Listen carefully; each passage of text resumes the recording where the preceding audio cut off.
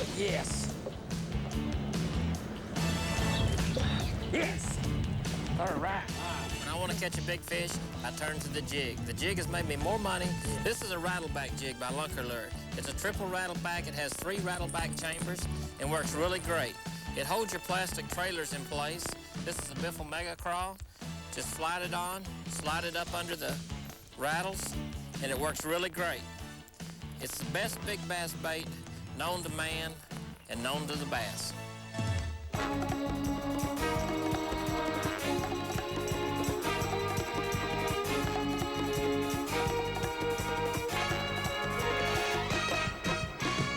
The Upper Mississippi River, one of the unsung bass fisheries in mid-America, site of the Bassmaster Illinois Top 100.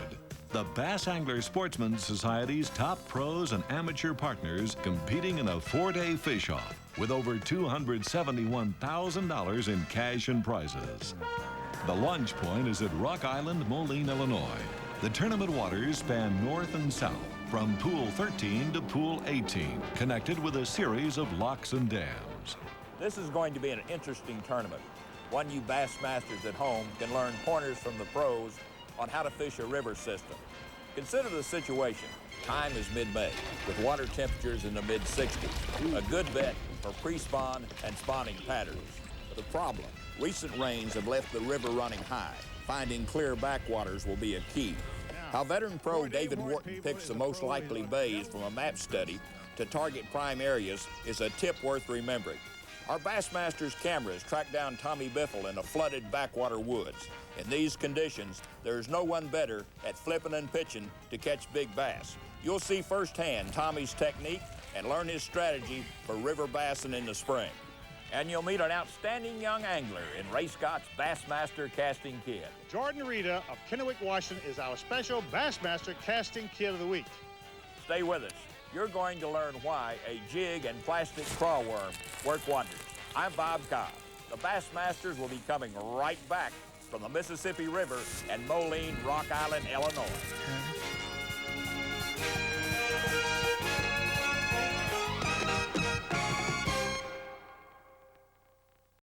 Lock and Dam 13 on the Upper Mississippi River. The third locking exercise contestants in the Bassmaster Illinois Top 100 experienced this morning as they headed north from the launch point at Rock Island, Moline. This is the gateway to Pool 13, the best of the 6 pools open to tournament pros and their amateur companions.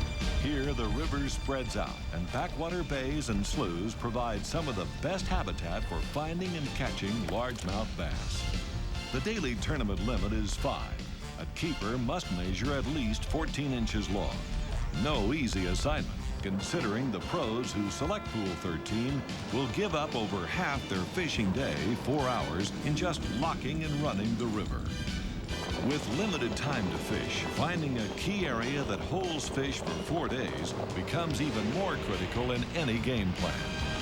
Former Sam Rayburn, Texas guide David Wharton of Leesville, Louisiana, has put together a solid strategy.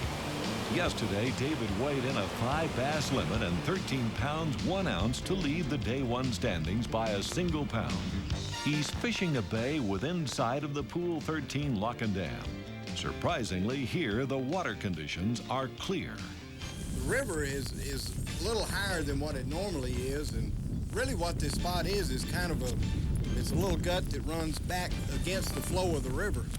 And usually if you're fishing a river system, that's really what you want to look for, because you know the muddy water will flow on by, and these little backwater places like this don't get the flow of that muddy water coming in. You get a good map of the river system like this, and you pick those areas that run back against the flow of the current, and almost all of them will have cleaner water than the main river itself. These backwater bays, for the most part, are shallow, but David Wharton's area has some depth. A ditch dredged out in a horseshoe shape over the flat. Well, I think it's a pre-spawn area. What there is here is a little old ditch. It's about 6 to 8 feet that's winding through this little flat. They're just scattered along the edge of it.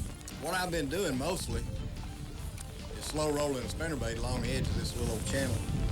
Seems to be 2 or 3 little areas in here that most of the fish are in for some reason. I guess there's a little bit difference in the bottom structure.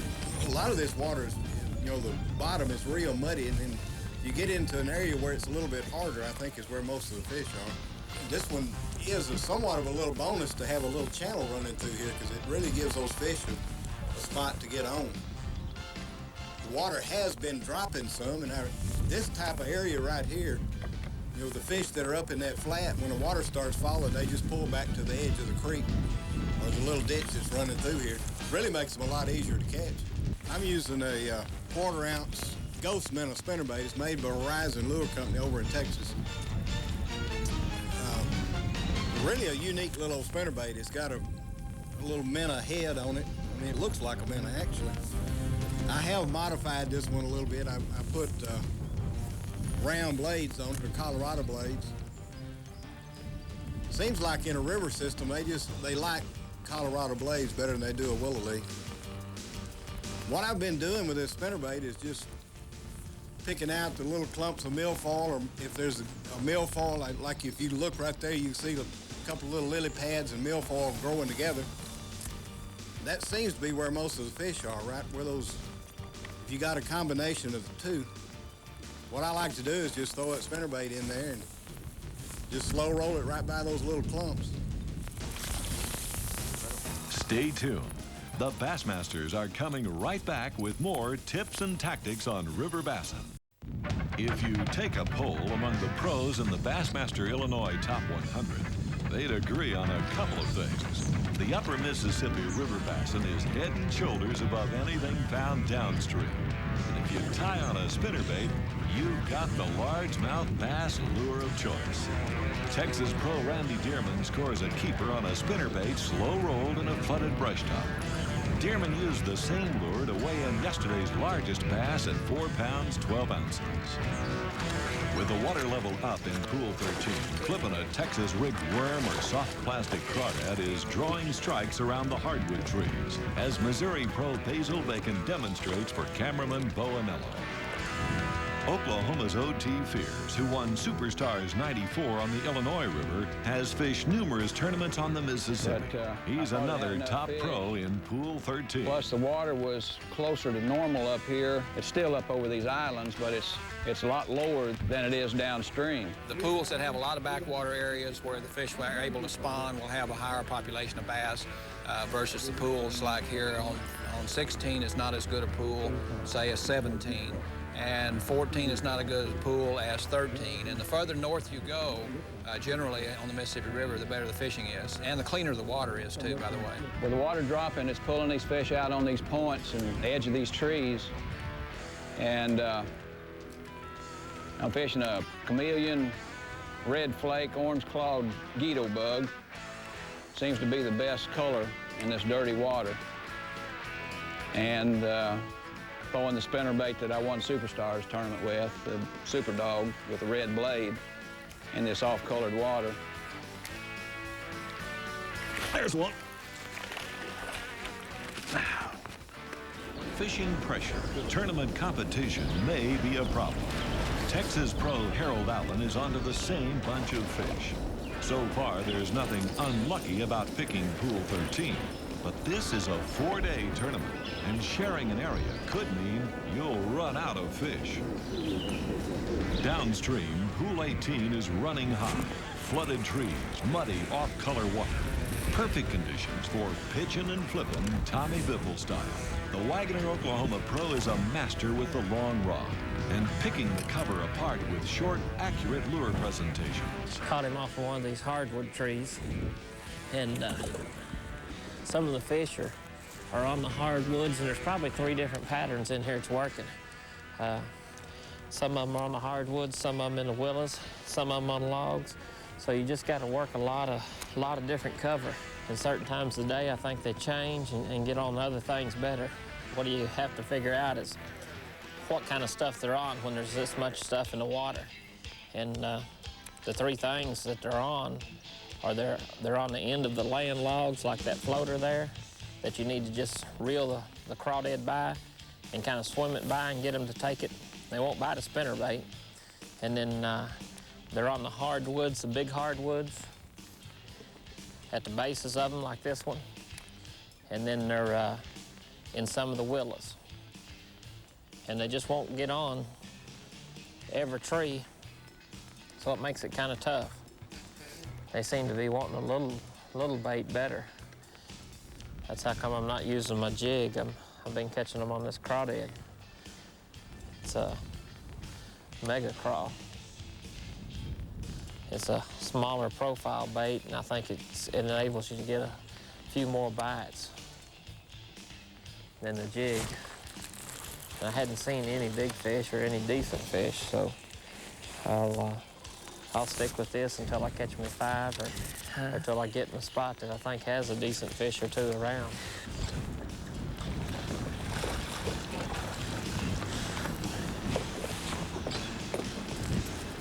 That was my limit fish, so now maybe work on catching some bigger ones. For tournament leader David Wharton, it's a much more defined strike zone. The combination of milfoil grass and lily pads along a man-made ditch.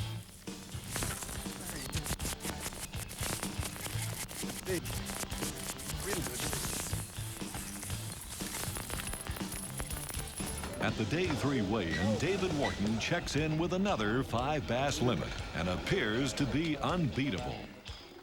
12 pounds, 6 ounces, mark it. Folks, he is in fish, and every day is boom, boom, boom.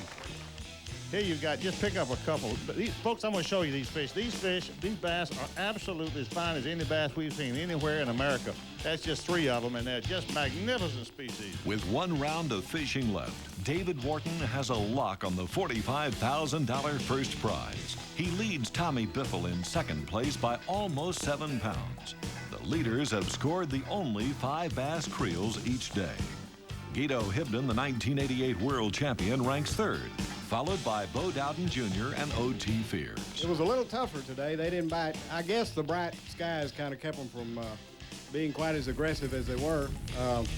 But I think there's enough fish in there to do it again.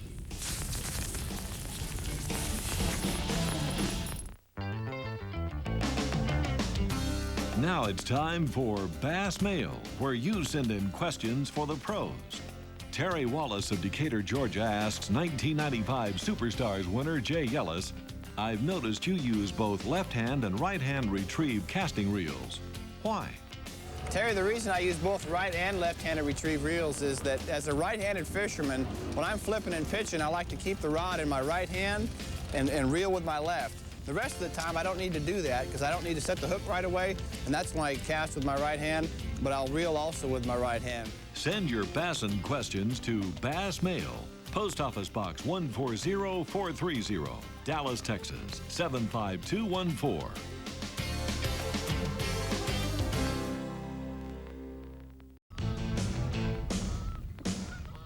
Day 4, final round of the Bassmaster Illinois Top 100. Clear, bright weather. Tournament leader David Wharton is optimistic, but not overconfident, despite his 7-pound lead. Yesterday, the bite was off, slower in sunny conditions than on earlier overcast, windy days.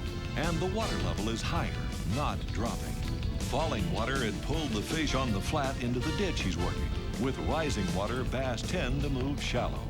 I have not fished way back there since the first day. I caught some small fish back there in practice. The water up, they may have moved back that way. I don't know. Water is up a little bit. There he was. There's a fish right there, man. I missed him. Got him up there.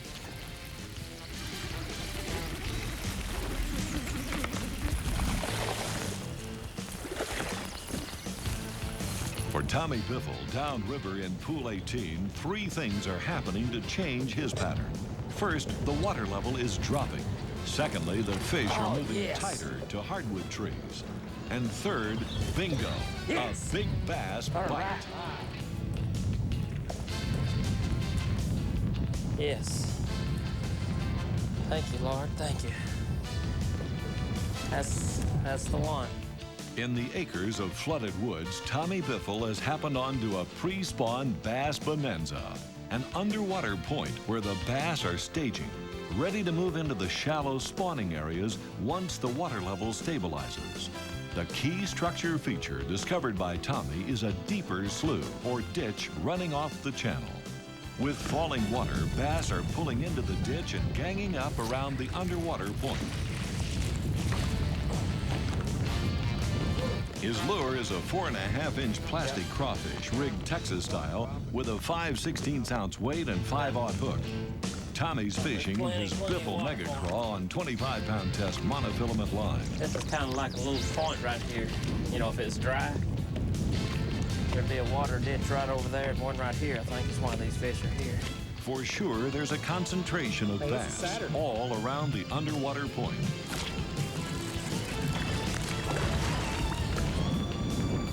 Oh, no. All right. And Tommy Biffle's drawing a crowd.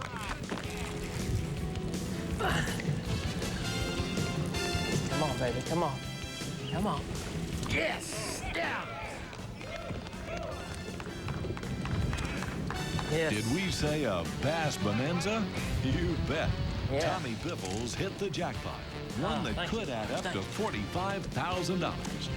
At the final weigh-in, a big crowd of Illinois Top 100 fans watch in disbelief as tournament leader David Wharton, who had a sizable 7-pound advantage, checks in with only 2 bass. Unbelievable. Tommy Biffle's got a prayer. You need 11 pounds and 8 ounces to win. Load your cameras.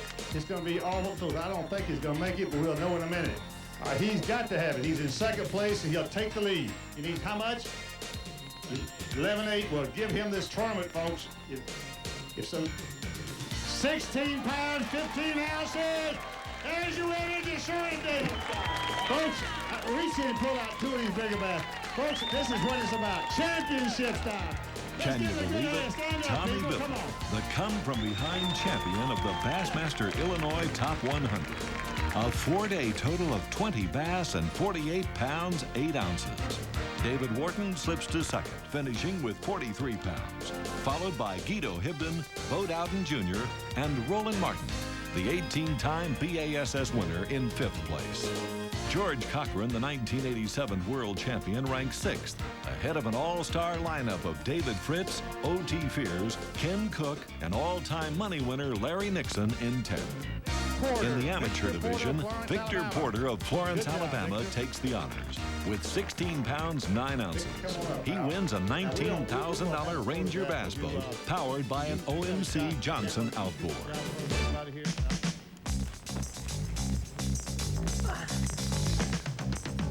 Right now, it's time for the Pros Pointer, the how-to section of the Bassmasters. Brought to you by Wrangler Rugged Wear, geared for the outdoors. You know, the tournament trail is the proving ground for all new tackle. This is a triple rattleback jig, and I make most of my money with this jig. It has 3 rattles, a good hook, and is just a perfect jig for jig fishing. What I like to use behind it is a Biffle Mega Craw. It's a crawdad that I designed. It's made by Lucky Strike, salt impregnated, and works really good as a jig trailer or fish by itself. All you do is just take it, slide it on, push it in between the rattles, slide it up there, and there you have a big bass bait. And when the bite gets tough, then I go to the craw itself. It's a Mega Craw. I rig it Texas rig, always with a 5/16 worm weight, a 5/0 owner hook, and fish it Texas rig by itself. A good place is on the shady side of the tree. Lay it up there, let it go down to the bottom, and hop it 1 or 2 times, hop it away from the tree about like a crawdad would move, and then reel it up and make your next pitch. Maybe pitch it on the other side of the tree. Let it go down, hop it a couple of times, and then work it back. In the area I was fishing, I was catching a lot of fish off of big hardwood trees and then some lay-down logs. A good place in that lay-down log would be to flip it up there on the log, drag it right over there in the fork of the tree, and let it slide down in that fork. Most of those bass are going to lay in the fork of the tree, or they're going to lay right down here on the end of the tree. Next week, the Bassmasters follow the pros to Columbia, South Carolina, and Bass-rich Lake Murray for the BASS Megabucks tournament. You might recall that Tommy Biffle won it last time and named his winning lure Mega Crawl. Tommy's hot with his impressive come-from-behind win here at the Illinois Top 100s. For more tips and tactics from the Bassmaster Tournament Trail, join us. For the Bassmasters, I'm Bob Cobb. See you all next week. The Bassmasters has been brought to you by Lowrance, setting the course in marine electronics. Ranger Boats, still building legends one at a time.